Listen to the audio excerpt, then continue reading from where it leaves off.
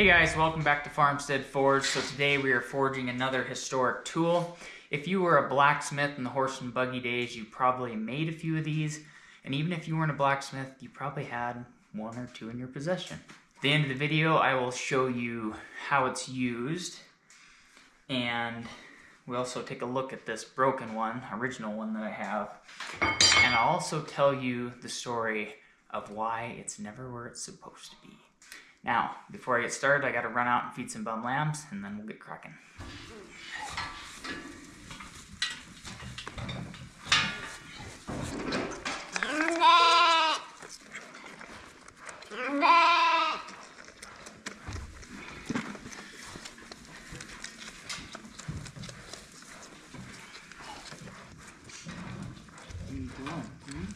Now, I did get a really good look at one of these. A guy in town has a complete one, and I thought it was very unique the way they made it, so I'm going to make it like his old ones made. This is one of those roads in blacksmithing that we come to that you say, do I do it like this and screw that up, or do I do it like that and screw this up? Well, I'm just going to pick the lesser of two evils today.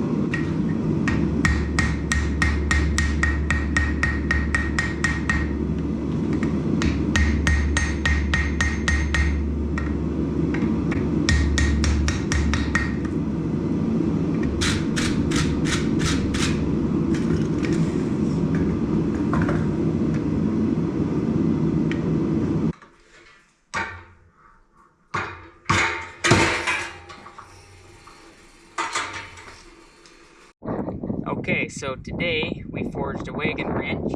We're taking the lug nut off the Wagon. I think it's called lug nut. I'm not a teamster.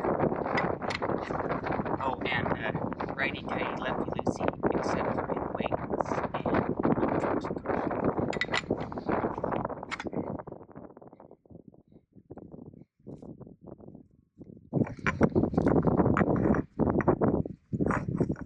I keep putting it on the wrong way. See if there's a little old L so you don't screw up. Alright, let's test out the forge weld here. Hopefully I don't curb it. Ooh.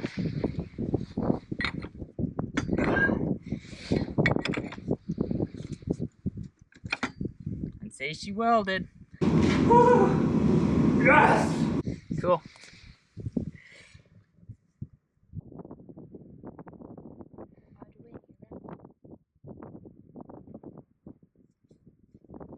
So this old original one that I have, it has been broke at one time, and it was a rounded style, which I thought was kind of cool, but the one that I got pictures of looks just like the one I made, and I found it interesting how they put that crease in there for your handle just to lock on, kind of gave it some extra traction.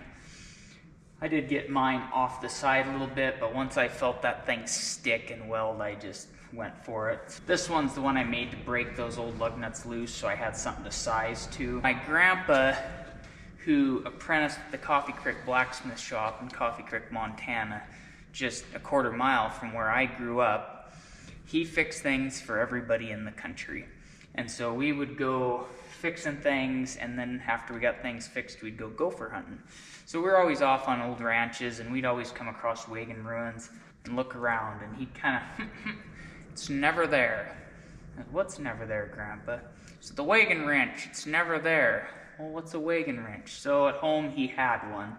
Looked very similar to this. I can't remember the details. But from my understanding, the Wagon wrench always went on the tongue of the wagon. And I always asked him, how come they're never there? He said, well, the human being likes to cabbage on to things, little boy, and collect them. And that was an easy thing to cabbage on to remember time that's fading away. Even though this sheep wagon lost its wagon wheel running gear probably in the 40s or 50s and was put on rubber tires, I'm going to put it on there even though it's pointless. I think that it just kind of helps tell the story and how this transitioned through the changing times. So guys, I hope you enjoyed the video. Remember to keep it simple, and I will catch you in the next one. And that is the rest of the story.